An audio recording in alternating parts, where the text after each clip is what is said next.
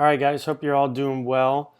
We are going to have a series of these videos going over some different tactical things that I want you to start getting used to. So in this particular video, we are set up as the yellows and the opponent is set up as the blues. So we're set, as you can see, with a center back, a back three, two holding midfielders, an 8 and a 6, two wide wing backs, a 10, and then two center forwards. So we're setting up in the 3-5-2, same one we played against the 2005s.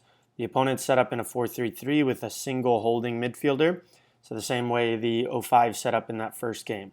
So as we've kind of talked about, defensively, we want to be an aggressive team. We want to press high. We want to put the team under pressure. And this system allows us to do that. So if their goalkeeper has the ball, for instance, and their center backs start to open up and create spacing, generally that's how most teams would build out. Their center back or fullbacks would stay high. Their central midfielders start to kind of try to drop into these spaces here. As the ball travels, and we're not talking about goal kicks, we're just talking about building out in general. So if their center back on the left side, their number 5 has it, we're immediately going to ask our closest forward to go and press that ball. Now where he shapes it should be dependent on everyone else communicating.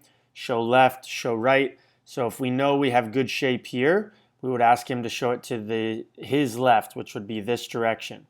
So if he goes and bends his run this way, immediately you can see that leaves 3 players he can really play the ball to. In this particular instance, we would ask our 10 to travel as well, our 6 to come tight on the 10, our other 8 to come tight, right? And since the ball cannot be switched here based on his run, our 9 can now pinch into there, which allows the 10 to go a little bit further. Our 2 is going to start to come tight to their fullback. Our right-sided center back comes tight to their winger. Our central center back slides. Our weak side center back slides to pick up the 9. And in this case, the weak side wing back is going to tuck all the way into this space. Doesn't have to be all the way back here, because as long as we get enough pressure, they shouldn't be able to hit that ball. So kind of in this space, even with the right-sided center back. So we're still providing cover. We're able to match up. And it's important that this player is ready to intercept a pass to him, this player is ready to intercept this pass, and this player is ready to intercept this pass. So if we do it right, this player won't have any options and will be forced to take a touch forward. And in that case, we would double team and trap him right here and hopefully win the ball. And as you can see, the numbers are 1, 2, 3 versus 2 to goal. By the time this guy recovers, we should already be in on goal from there. Okay.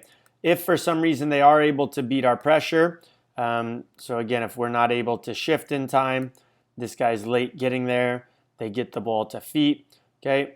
Our job in these particular instances is just to delay them. So when they get into spaces that can hurt us, we don't then want our next guy sprinting out and it creates an angle where they can start to play across. We would just simply delay. So this back kind of 4 that we now have in this middle 3 would just be delaying them until we have enough time for our 10 to recover, one of our central forwards to recover, and the other center forward to recover. So now when we have this space and this compactness in here, most likely they're going to try to then play backwards, and now we can reset the whole thing again.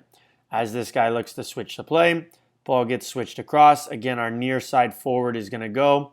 Our near side central midfielder is going to get tight here. Near side wing back matches up.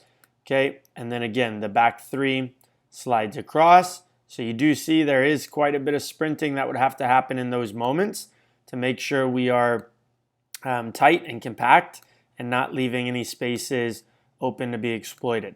But for the most part, we want all of our team on this vertical half of the field. So if we were to put a line right down the middle, right from our goalkeeper to their goalkeeper, the majority of our team is on this side of the field. That will keep it compact and deny any spaces. But ideally, we want to win the ball in this defensive third. And then when we win the ball, our decision is to go to goal as quickly as we can. So if our 9's able to win the ball, our next center forward should be sprinting to goal, slip through, goal. If this guy goes and these players collapse with him, then again, we want our 10 providing support, 8 providing support, wing back providing support. So now we're able to switch it, maybe get a shot off from here. Or now as this ball comes in, maybe we're able to combine. If the 6 comes back with him, 9 can go again. Now we can slip and look to score. So that's our initial setup, okay? If they're able to break our press and get into these kind of midfield lines, we're going to delay if we don't have numbers. So right now you can see they have 1, 2, 3, 4 players. We have 1, 2, 3, 4, 5. So in this particular case, we still have numbers. So instead of our wingback standing out here, we'd want our wingback to come in tight. This 6 would shape the ball so he can't switch it to the 8. So now we know the ball has to stay on this half of the field. Our central player would slide, this one would slide, and all of these guys would be trying to recover at a sprint. They would be sprinting back to try to recover, to try to double down. But if they play fast and we're not able to, in this instance, we're probably going to force the ball wide. Now we can step out, defend 1v1. This guy's going to step to cover, but also be ready to attack this ball in this near post. And then our other center backs are going to slide to protect the ball being served in, and our 6 would drop into this gap. Hopefully that's given us enough time to have our other midfielders recover, have our wingback recover, and now our center forwards can start to get into these gaps so we deny any space forward. So now you see as that space happens, okay, and we actually kill that space, they're then going to be forced again just to play backwards. If they play backwards into here, now when we're in what I call a lower block, we're just going to maintain our shape. So as we get into this shape, we're just going to stay compact. It will almost turn into a 3-4-1-2, or at times a 3-4-3, or at times 3-5-2, or even 3-6-1, right? Depending on what we need to do. In this case, we would try to attract pressure. So as this guy moves higher, he can step into here. Now we're looking for this moment when, okay, they play a risky pass. Can we step in, look to win it, and now we're off to the counter. So as our wingback is starting to dribble, our center forwards are making runs through, our midfield's getting with them, and hopefully we can exploit this space. We're going to have a lot of pace up front and in our wingback positions. So when we win the balls in these areas, we want to make sure we really look to attack right away. Okay, that's the first kind of overview, guys. So spend some time thinking over those things, and I'm going to send some follow-up questions as well. All right, thanks, guys.